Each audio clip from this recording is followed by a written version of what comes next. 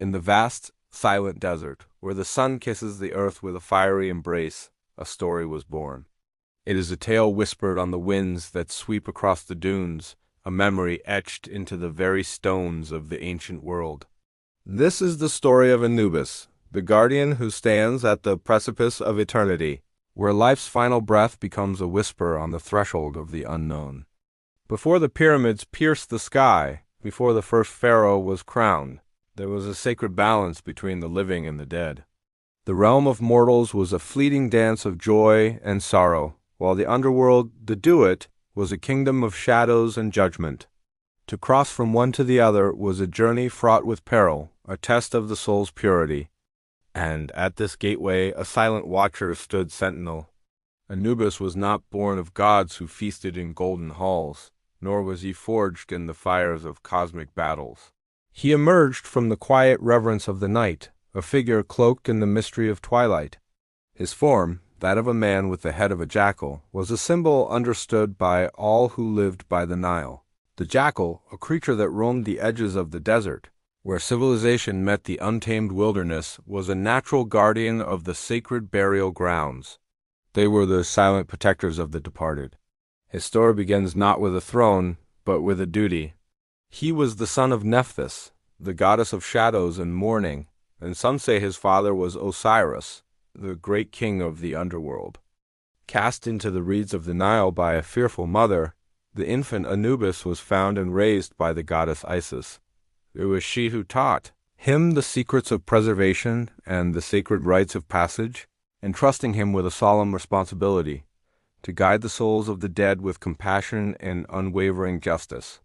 Anubis was the inventor of embalming, a sacred art to preserve the mortal shell so the soul, the Ba, could one day return. His hands were the first to wrap the linen, to anoint the body with sacred oils, to whisper the incantations that would protect the departed on their journey. He did not see death as an end, but as a transformation, a sacred transition. To him, every soul was a traveler, weary from their earthly pilgrimage, and he was their gentle guide. Imagine a soul newly departed, standing at the entrance to the Hall of Two Truths. Confusion and fear cling to it like a shroud. Before it stretches a vast, starlit chamber, and at its center sits Anubis. His presence is not menacing, but calming. His dark eyes, like polished obsidian, hold not judgment, but understanding. He offers a silent welcome, a reassurance that they are not alone. His most sacred task was the weighing of the heart. The heart, believed by the Egyptians to be the seat of intelligence. Emotion and conscience was the record of a person's life. Anubis would gently take the heart of the deceased and place it on one side of a golden scale. On the other side he would place the feather of Mat, the embodiment of truth, justice, and cosmic order. The hall would fall into a profound silence, broken only by the faint, rhythmic creaking of the scales. Every soul watched, holding its breath for eternity. If the heart was heavy with deceit, greed, and cruelty, it would outweigh the feather, and the soul would be condemned to be devoured by the beast Ammit, ceasing to exist. But if the heart was light, filled with kindness, honesty, and compassion, it would balance perfectly with the feather. In that moment, Anubis would offer a gentle nod. His role was not to punish, but to reveal the truth that was already within.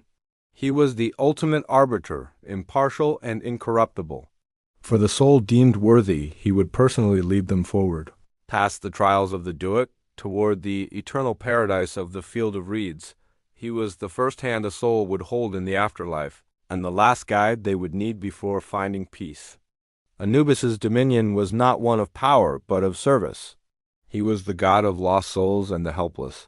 He was the patron of orphans, the comforter of mourners, the steadfast guardian who ensured that every life, no matter how humble, was given a fair and dignified passage. He did not rule with a scepter, but with a steady hand and a compassionate heart. He was the quiet strength in the face of oblivion, the promise that even in death there is order, there is purpose, and there is peace. Over millennia, as empires rose and fell, as gods were forgotten and new faiths were born, the image of Anubis endured. He became more than a god of the dead. He became a symbol of the journey itself.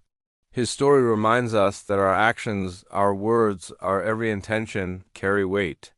They are inscribed upon our hearts, not for a divine judge to condemn us, but for us to understand ourselves.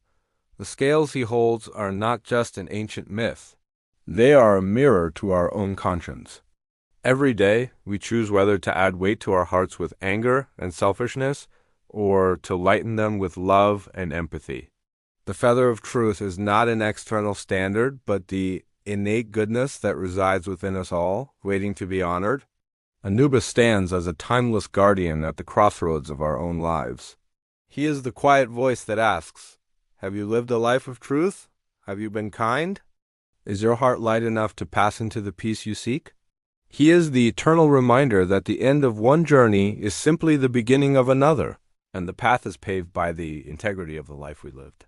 In our modern world, we may no longer build pyramids or mummify our dead, but the fear of the unknown, the hope for justice, and the desire for a peaceful passage remain. Anubis teaches us that our legacy is not written in stone, but in the lightness of our soul. He is the guardian beyond the veil, waiting with patient understanding, assuring us that every soul is worthy of a guide, and that truth, in the end, is all that truly matters. Thank you for joining us on this journey through myth and meaning. If this story resonated with you, subscribe to God Story Reborn for more tales of light and rebirth.